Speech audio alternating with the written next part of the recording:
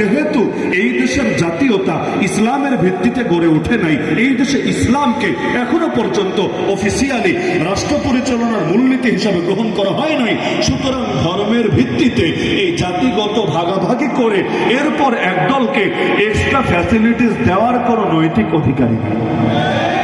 বাংলাদেশে এই ভৌগোলিক সীমারেখার ভেতরে যারা থাকে, এই বর্ডারের ভেতরে যারা থাকে, সবাই এক জাতি, তাদের নাম বাংলাদেশি। এখানে কেউ সংখ্যাগুরুও না, এখানে কেউ সংখ্যালঘুও না। হ্যাঁ, যদি কাউকে সংখ্যালঘু বলতে হয়, আটকে পড়া পাকিস্তানি আছে বাংলাদেশে, যাদেরকে আপনারা বিহারি নামে চেনেন। বিহারি নাম শুনেছেন? মিরপুরে গেলে পাবেন, মোহাম্মদপুরে গেলে পাবেন। এদের ক্যাম্পে ঢুকলেও মিরপুরে আমি দেখেছি লেখা আছে আটকে পড়া পাকিস্তানি।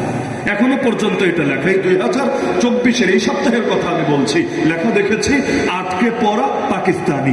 এদেরকে কেউ যদি বলে সংখ্যালঘু, তাও চললে এক বিবেচনায় চলতে পারে। কিন্তু যেহেতু ভৌগোলিক সীমারেখার ভিত্তিতে জাতীয়তার পরিচয় দেওয়া হচ্ছে, তাহলে এখানে আরে যারাই এই দেশে থাকে সবাই একই সমান। সংখ্যালঘুই কিসের, সংখ্যাগুরুই কিসের?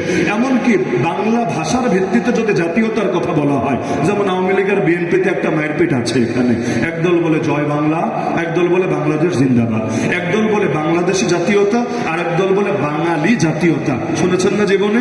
শুনেছেন। একদল বলে বাংলাদেশ এই রাষ্ট্রের ভিত্তিতে জাতীয়তা, আর একদল বলে বাংলা ভাষা এই ভাষার ভিত্তিতে জাতীয়তা। দুইও ইখতিলাফ মেনে নিলাম। যদি বলেন বাংলাদেশের ভিত্তিতে জাতীয়তা, এই দেশে যারা থাকে সবাই এক জাতি, এখানে কেউ আলাদা সংখ্যালঘু পরিচয় দেওয়ার অধিকার রাখে না। এবং এই পরিচয় দিয়ে বাসের সিট দখল করার মতো নারী, প্রতিবন্ধী আর শিশুদের জন্য বরাদ্দ সিট, সেই সিট গিয়ে দখল করবে। আপনি গিয়ে বসলে আপনার কান ধরে উঠাবে, আর সে আপনার সিটে এসে বসলে আপনি কিচ্ছু বলতে পারবেন না। মানে আপনার সিটও তার সিট, তার জন্য রয়েছে এক্সট্রা আরো কিছু সিট। এই ফ্যাসিলিটি সংখ্যালঘুর নামে আমরা কাউকে দিতে দেব না। এই ধোকার কারণে এই পয়েন্টটা বোঝেন, এটা নিয়ে অধিকাংশ মানুষ গাফলতের শিকার, অসতর্কতার শিকার, যার কারণে পদে পদে সংখ্যাগুরু হয়েও বৈষম্যের শিকার হচ্ছে। ওদের রক্তের দাম আছে, আমাদের এখন রক্তের দাম নাই। এই যে আমাদের সিলেটের বুকে শহীদ আব্দুর রহমান মোগলাবাজারিকে শহীদ করা হয়েছিল, অনেকে তো ভুলে গিয়েছেন।